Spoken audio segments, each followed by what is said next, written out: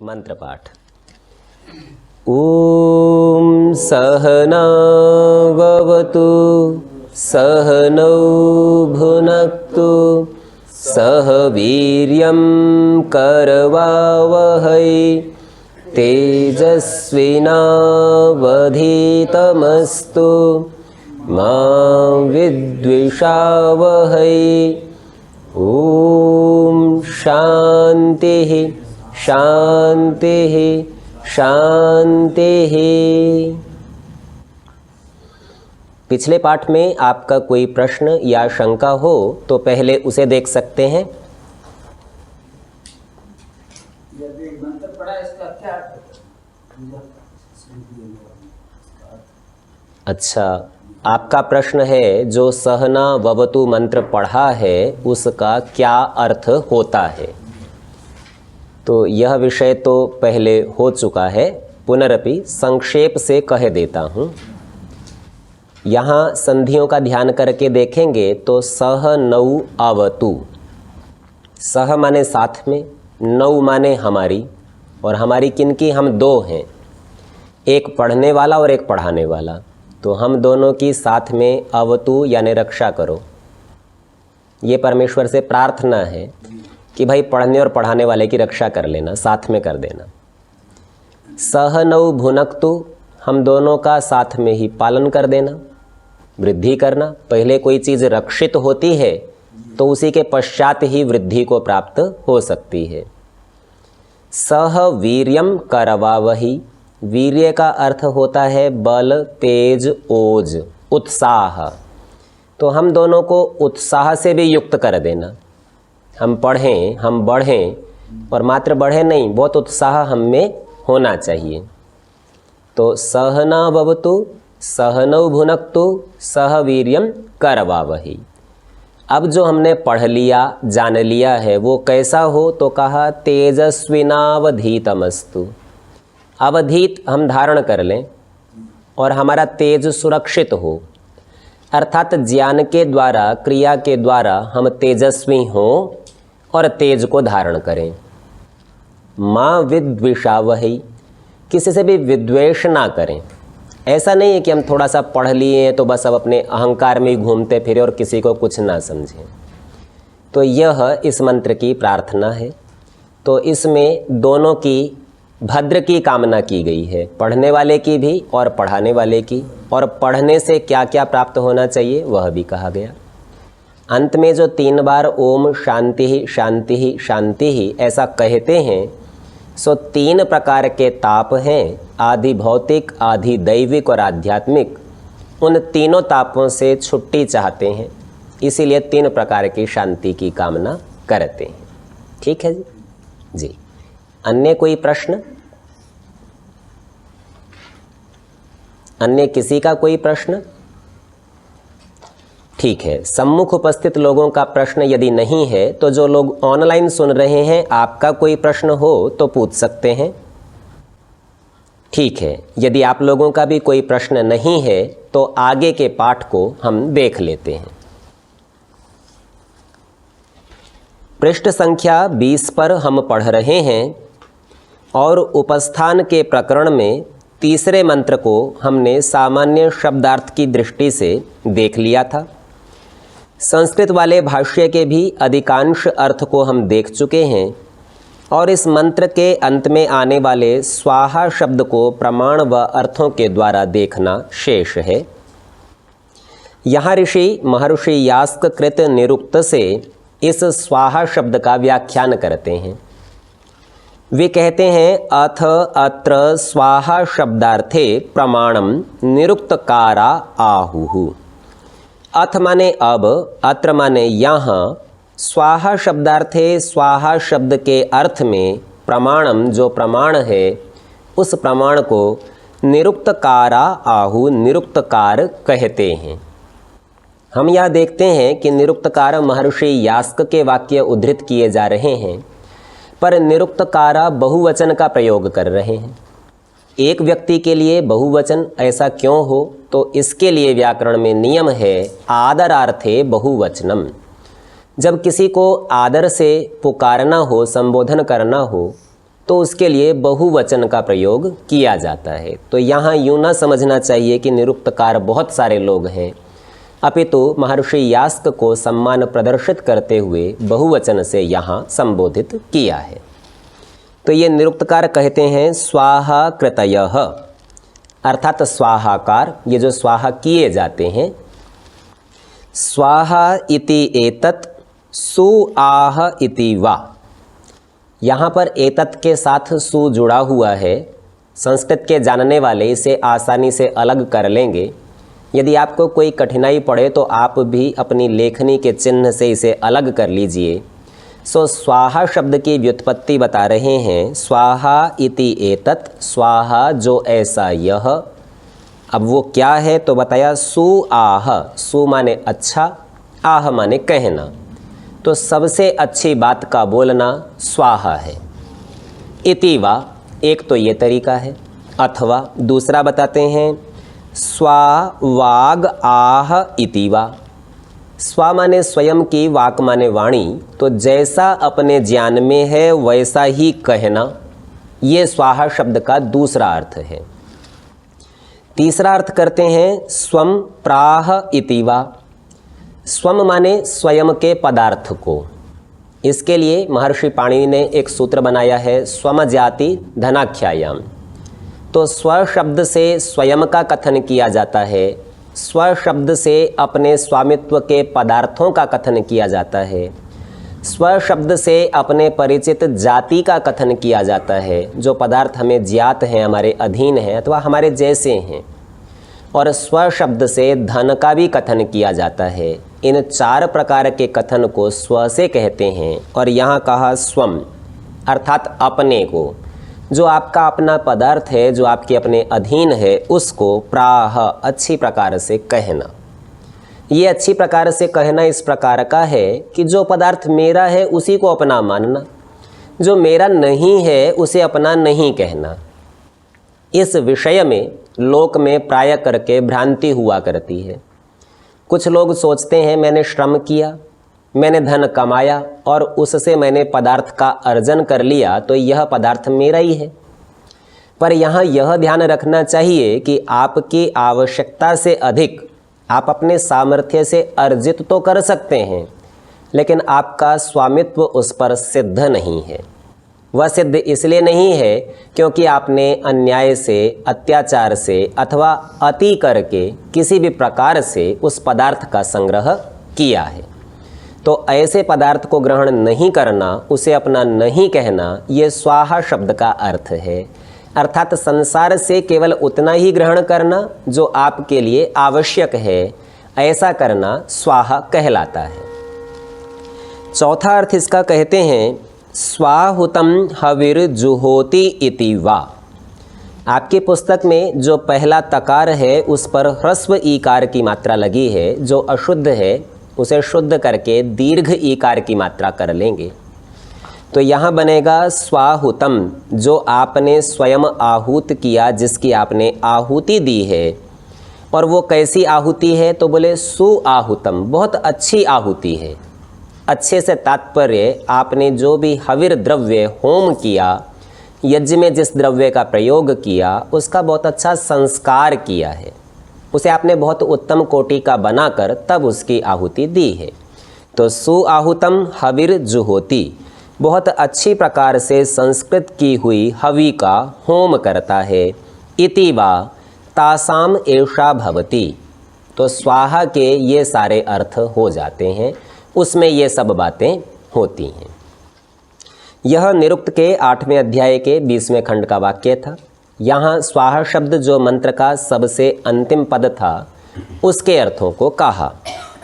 अब यह तो निरुक्त का वाक्य था, इस वाक्य को भी भाष्य के रूप में ऋषि स्पष्ट करते हैं और कहते हैं स्वाहा शब्दस्य अयम अर्थः, स्वाहा शब्द का यह अर्थ है। एक एक विभाग को खोलकर समझाते हैं। सु आह इति वा, जो सबसे पहला कहा था, तो समझाते हैं सु अर्थात सुष्ठु। सु का अर्थ है सुष्ठु, सुष्ठु यानी बहुत अच्छी प्रकार से, बहुत अच्छे तरीके से। कोमलम मधुरम कल्याणकरम प्रियम वचनम सर्वैर मनुष्यैहि सदा वक्तव्यम। शब्द सरल हैं, विशेषण दिए, कोमल बोलना चाहिए, मधुर बोलना चाहिए, कल्याणकर बोलना चाहिए और प्रिय वचन, यह सारी विशेषताएं लगाकर सर्वैर मनुष्य, सब मनुष्यों के द्वारा सदा वक्तव्यम, सदा ही बोलना चाहिए। तो स्वाहा शब्द का अर्थ है कोमल बोलना, प्रिय बोलना, मधुर बोलना, कल्याणकर बोलना और सदा बोलना। ऐसा नहीं कि हम बोले ही नहीं, किसी कोई प्रिय शब्द नहीं है तो मौन, ना मौन नहीं, प्रिय शब्द बना ले, निर्माण कर ले और प्रयोग अवश्य करें। तो इस प्रकार का बोलना ये स्वाहा है। दूसरा अर्थ स्पष्ट करते हैं, स्वा वाक आह इति वा, या स्वकीया वाक, जो अपनी ही वाणी, अपनी वाणी से तात्पर्य स्पष्ट कर रहे हैं यहाँ, कहते हैं ज्ञान मध्य वर्तते, अर्थात जैसा अपने ज्ञान में कोई विचार है, अपनी बुद्धि मस्तिष्क मन में जो बात हमने जान ली है और अनुभव कर ली है, सा यत आह, वो जैसी है वैसा कहना, तद एव वैसा ही वाक इंद्रियेण सर्वदा वाच्यम, वाक इंद्रिय के द्वारा, वाणी के द्वारा सदा वैसा ही बोलना चाहिए। स्थूल शब्दों में कहूँ तो सत्य का ही वाचन करना चाहिए। जो बात जैसा हम जानते मानते, हमारे ज्ञान में जो बात जैसी है उसको वैसा ही कह देना चाहिए कि मैं तो ऐसा जानता हूँ।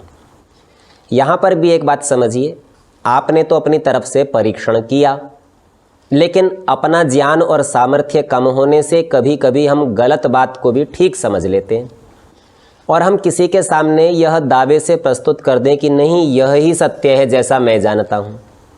तो ऐसा करने में भी ये आप जानते हैं कि उसके गलत हो सकने की संभावना है। प्रायः करके शास्त्रार्थ में ऐसा ही हुआ करता है, एक विद्वान गलत जानता है, दूसरा सही जानता है, परीक्षण के अवसर पर उचित निर्णय होता है। लेकिन जो व्यक्ति गलत जानता था वह तो अपने परीक्षणों के द्वारा उसे ही ठीक मानता था और वह उसका कथन भी करता था, पर उसका वह कथन स्वाहा के अंतर्गत नहीं आएगा, क्योंकि उसको यह कहना चाहिए कि मैं ऐसा जानता हूँ, ना कि यह बात ऐसी ही है।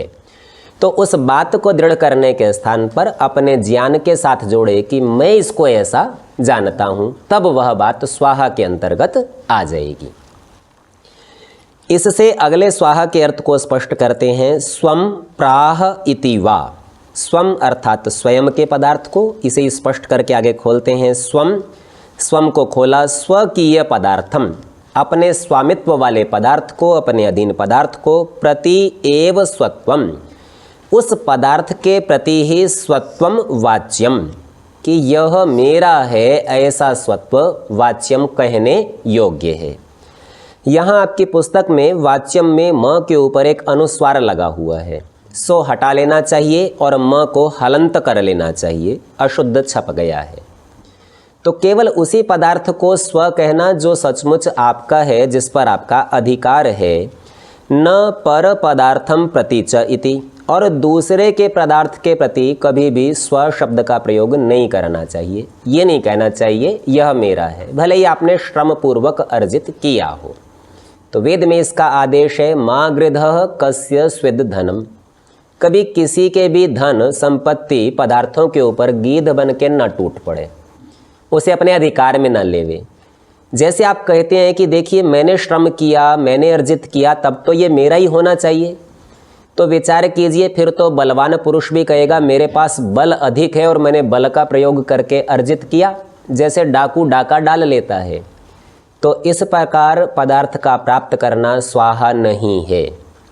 तो आपको अपने सारे ज्ञान, बल, सामर्थ्य सबका प्रयोग केवल उतना ही पदार्थ प्राप्त करने में लगाना चाहिए जितने की आपको आवश्यकता है। उससे अधिक का यदि आप संग्रह करते हैं तो प्रथम स्वाहा से बाहर होते हैं, दूसरे पाप के भागी होते हैं, और कभी कभी यदि व्यवस्था के तहत आपको वह अधिक पदार्थ मिल जाए, जैसा आजकल हुआ करता है कि किसी व्यवसाय में, किसी नौकरी में, किसी व्यापार में हम काम करते हैं और कार्य से अधिक वेतन आदि मिल जाते हैं, ऐसी व्यवस्था रहती है। आप वेतन लौटा तो नहीं सकते, पर चूंकि आपके अधीन वह दिया गया तो आप उसे परोपकार में सदुपयोग में लगा सकते हैं, और इस प्रकार के द्रव्यों का लगाना स्वाहा के अंतर्गत आ जाएगा। इसी बात को स्वाहा के चौथे अर्थ में स्पष्ट करते हैं। स्वाहुतम कहते हैं सुष्ठु रीत्या, बहुत अच्छी रीति से, विधि विधान से, संस्कृत्य बहुत अच्छी प्रकार संस्कृत करके, यानी संस्कारों के साथ। 2 बार कहा, ये आवश्यकता को दर्शाता है कि भाई बिना संस्कार किए नहीं करना। क्या नहीं करना? सो कहा हवि ही सदा होतव्यमिति। हवि का अर्थात सामग्री का सदा होम करना चाहिए। तो परोपकार में जब आप अपने सामर्थ्य को लगाते हैं, वह भी परोपकार रूप यज्ञ में किया गया आपका हविर्दान है, तो उसको भी संस्कृत्य अवश्य ही संस्कारित करके।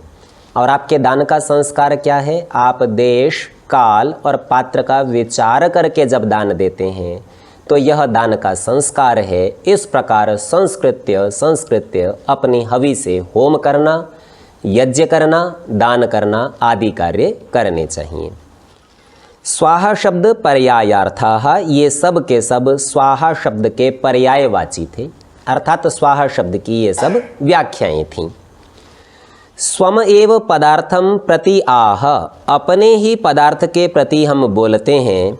वयम सर्वदा सत्यम वदाम, हम सदा सत्य ही बोलते हैं। इति, यह सब संक्षेप में स्वाहा के अर्थ को बताया। अपने पदार्थ को अपना कहना और अतिरिक्त को छोड़ देना, और इसी प्रकार से सदा सत्य अर्थात अच्छा ही कहना और जैसा हम जानते हैं वैसा ही कहना। तो 4 प्रकार के स्वाहा के अर्थ इन 2 विभागों में बंट जाते हैं। प्रथम 2 में कहा था मधुर, कोमल, कल्याणकर, प्रिय वचन, और दूसरे में कहा था जैसा जानते वैसा बोलना। ये दोनों बातें सत्य बोलने के अंतर्गत आ जाती हैं। अगली दोनों बातें अपने पदार्थ को अपना कहना और अतिरिक्त का त्याग कर देना, ये दोनों बातें अपने पदार्थ को अपना कहने के विषय में आ जाती हैं। तो इस प्रकार संक्षेप में 2 बातों से कहा, स्वमेव पदार्थम प्रति आह, अपने ही पदार्थ के प्रति कहते हैं, और वयम सर्वदा सत्यम वदामयति, और हम सब सदा सत्य ही बोलते हैं। न कदाचित पर पदार्थम प्रति मिथ्या वदेम इति, दूसरे के पदार्थ को अपना और मिथ्या कहना ऐसा कभी नहीं करते हैं। ये स्वाहा शब्द के अर्थ हैं जो उपस्थान में कहे गए, और मंत्र का प्रयोजन है ईश्वर को उपस्थित करना। तो विचार कीजिए, स्वाहा के अंदर जो ये 4 प्रकार की क्रियाएं बताई गईं, जब तक आप इनका प्रयोग नहीं करेंगे ईश्वर आपके लिए उपस्थित नहीं होगा।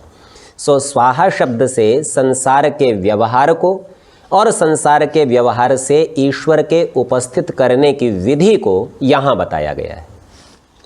आगे इसका आर्य भाषा में अर्थ किया है, सो शीघ्रता से देख लेते हैं। कहते हैं प्राणी और जड़ जगत का जो आत्मा है उसको सूर्य कहते हैं। जैसे आत्मा के बिना शरीर व्यर्थ हो जाता है, ठीक इसी प्रकार सूर्य का अभाव होने से यह संसार भी व्यर्थ हो जाए, नाश को प्राप्त हो जाए। जो सूर्य और अन्य सब लोकों को बना के धारण और रक्षण करने वाला है, जो मित्र अर्थात राग द्वेष रहित मनुष्य तथा सूर्यलोक और प्राण का चक्षु अर्थात प्रकाश करने वाला है। सो हमने मंत्र में देखा था, वहाँ 3 प्रकार के पद थे। एक को मित्र कहा था, एक को वरुण कहा था और एक को अग्नि कहा था। और उन सब का चक्षु उनका दिखाने वाला अत्यंत बल से युक्त अनिकम नाम से कहा था। वह परमेश्वर यहाँ सूर्य के दृष्टांत से समझाया जा रहा है कि जैसे संसार में सूर्य के होने से ही संसार की स्थिति होती, ठीक वैसे ही परमेश्वर से होती। तो उसको बताने के लिए कहा कि जो सूर्य और अन्य सब लोगों को बना के धारण और रक्षण करने वाला, ऐसा जो परमेश्वर है उसकी विशेषताएं, जो मित्र अर्थात राग द्वेष रहित मनुष्य। तो मित्र वो नहीं होता जो आपकी गलती पर भी आपका साथ देता है, आपकी गलती पर आपका साथ देने वाला राग से युक्त होता है, और आपके सही को भी गलत कहने वाला द्वेष से युक्त होता है। यहाँ कहा राग और द्वेष दोनों से रहित मनुष्य। वो आपके उचित की प्रशंसा करता है और अनुचित पर आपकी निंदा भी करता है, तो ऐसा व्यक्ति ही मित्र होने योग्य है। तो कहा जो मित्र अर्थात राग द्वेष रहित मनुष्य तथा सूर्यलोक और प्राण का चक्षु, अर्थात सूर्यलोक भी आपको पता कराता है, आपको सूर्यलोक का ज्ञान कराता है, और आपको प्राण का चक्षु यानी प्रकाश करने वाला अर्थात प्राणवायु से संबंधित क्रियाओं का भी विज्ञान देने वाला है।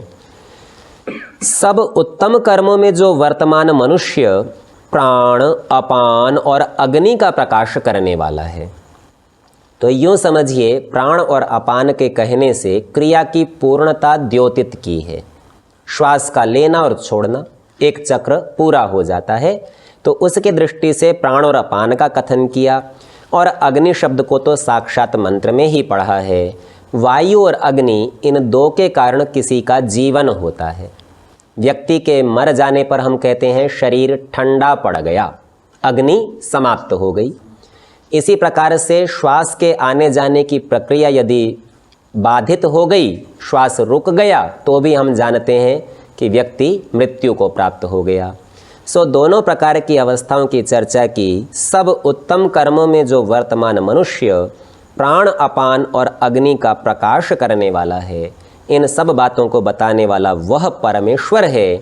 सो उसको स्पष्ट करते हैं, जो अद्भुत स्वरूप अर्थात चित्र, जो मंत्र में चित्र पद पड़ा है, उस परमेश्वर के लिए कि उसकी रचना, उसका स्वरूप, उसके कार्य, उसके गुण, उसके बल, उसका ज्ञान बहुत विचित्र है। अर्थात वैसा हम पहले कभी अनुभव नहीं कर पाए हैं, अथवा कुछ कुछ किसी अंश में कभी कभी अनुभव करते हैं। ऐसा जो विचित्र अद्भुत स्वरूप, और वह विद्वानों के हृदय में सदा प्रकाशित रहता है। सो इस बात को देख चुके हैं कि हृदय का अर्थ मस्तिष्क अर्थात ज्ञान का केंद्र है, और विद्वानों के ज्ञान में वह परमेश्वर प्रकाशित रहता अर्थात अपने ज्ञान का प्रकाश करता है। जो सकल मनुष्यों के सब दुख नाश करने के लिए परम उत्तम बल है। तो संसार में प्राप्त हो सकने वाले किसी भी कष्ट, क्लेश, दुख को हटाने के लिए परमेश्वर का उपस्थित होना आवश्यक है, क्योंकि वह सर्वोत्तम है और उस बल से ही हम जीवन की सभी क्रियाओं को कर पाते हैं। वह परमेश्वर हमारे हृदयों में यथावत प्रकाशित रहे। तो जैसे वह परमेश्वर विद्वानों के हृदय में अर्थात उनके ज्ञान में उपस्थित है, ठीक वैसा ही वह परमेश्वर हमारे हृदय में रहे अर्थात हमारे ज्ञान में भी उपस्थित हो। यहाँ जो उपदेश है वह यह कि प्रत्येक मनुष्य को सदा और सर्वदा परमेश्वर का ज्ञान प्राप्त करने के लिए तत्पर रहना चाहिए। ऐसा करने से ही वह परमेश्वर आपके ज्ञान में उपस्थित होगा। इस वाक्य में पुस्तक में छपते समय हृदय छप गया है, र छपा है, उसके स्थान पर इसे ऋकार बना लेंगे। यह शब्द हृदय है, हृदय नहीं है। तो यह आप शुद्ध कर लीजिएगा। यहाँ तक उपस्थान के 3 मंत्रों का व्याख्यान पूर्ण होता है। पहले 2 में ईश्वर के कुछ गुण बताए थे, तीसरे में उससे आगे के कुछ गुण बताकर साथ साथ प्रार्थना की है कि वह परमेश्वर हमारे पास उपस्थित हो। विधि बताई है कि वह कैसे उपस्थित हो सकता है।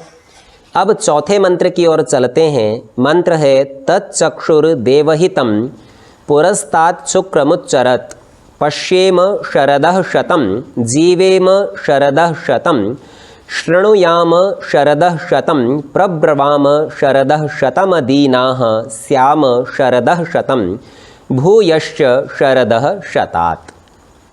अपनी ही शैली से पहले संस्कृत के शब्दों के हिंदी अर्थों से इस मंत्र को समझने का प्रयत्न करते हैं। पहला पद है तत्। तत् माने वह, ये सर्वनाम शब्द है। सर्वनाम शब्द संज्ञा का आश्रय करता है।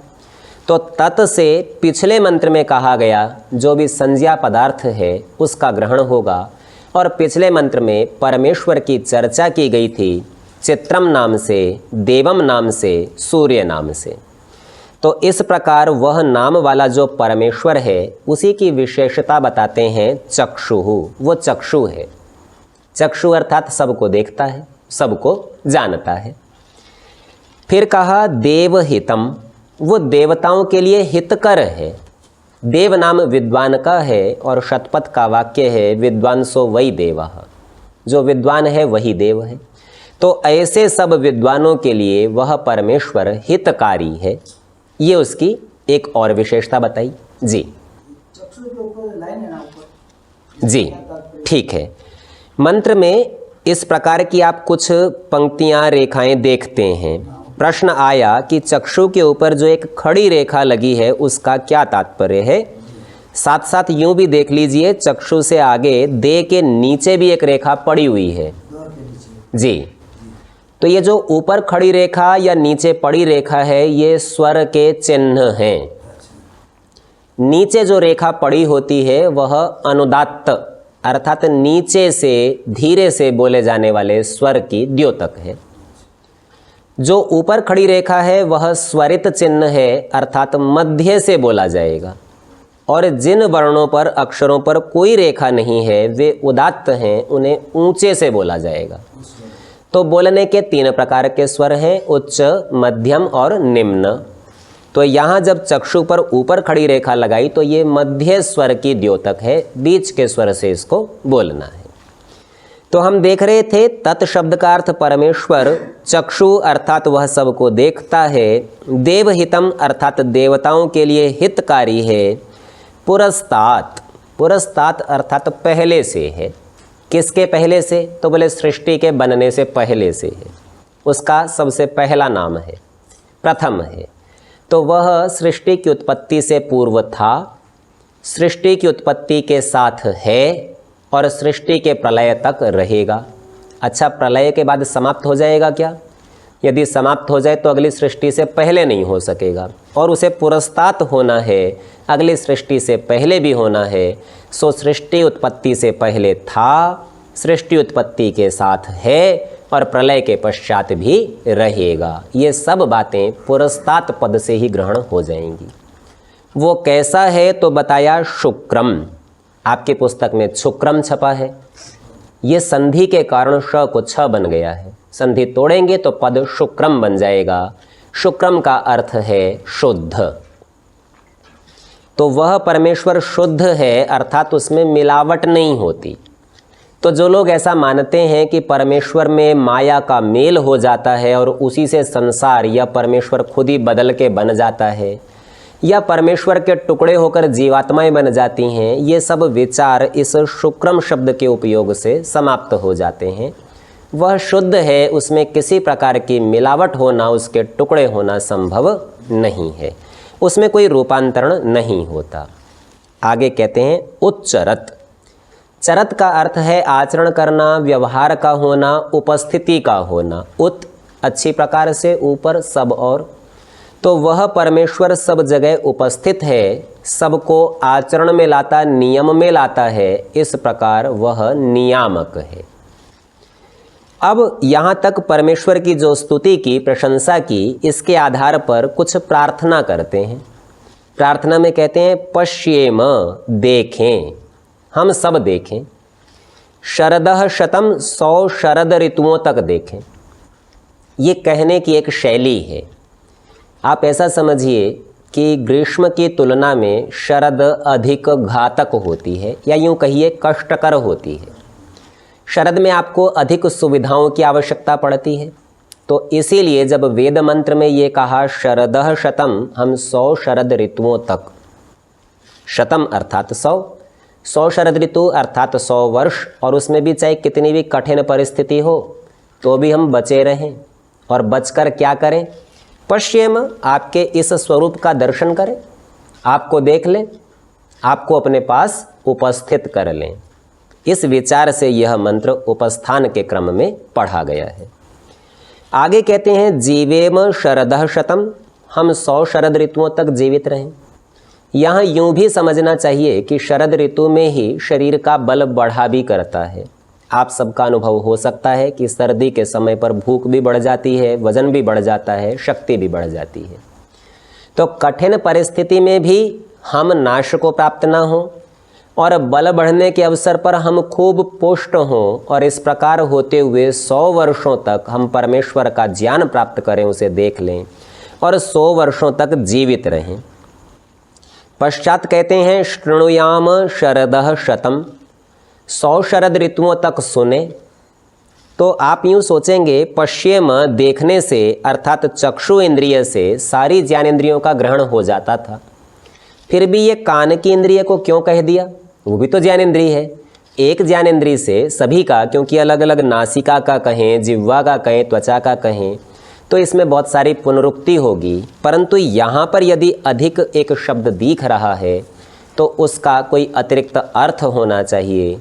सो शृणुयाम शरदः शतम का अर्थ होगा हम 100 शरद ऋतुओं तक सुने वेद की मधुर वाणी को, कल्याणकर वाणी को और सबके लिए उपयोगी वाक्यों को सुने। यह विशेषता बताने के लिए यह अतिरिक्त पद रखा है। प्रब्रवाम शरदः शतम, ब्रवाम बोले, प्र माने बहुत अच्छे से बोले, तो कुल मिलाकर अर्थ बनेगा जो वेदवाणी हमने 100 वर्षों तक सुननी है अथवा सुनी है उसका उपदेश करें। तो केवल सुनकर अपने तक न रख लें, ये है प्रब्रवाम, प्रकृष्ट रूप से बोलें जी। ये शरद आगे सप्तम पहली लाइन पे लास्ट में जी, और उसके बाद में जेम सदम सब ये चांद और ये इसका क्या है? ठीक है। आपका प्रश्न है कि दूसरी पंक्ति में तीसरे पद के आगे एक चंद्र बिंदु और उसके नीचे एक हलंत जैसा लगाया है।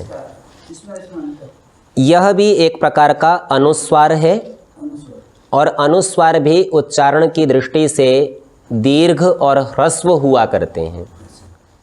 ऊंचा बोलना, लंबा बोलना या छोटा बोलना, तो ये वाला दीर्घ प्रकार का है, लंबा बोलने के लिए है जी। तो जब लंबे स्वर से अनुस्वार को बोलना हो तो इसे दीर्घ अनुस्वार का चिन्ह कहते हैं। ये इस प्रकार से प्रदर्शित किया जाता है।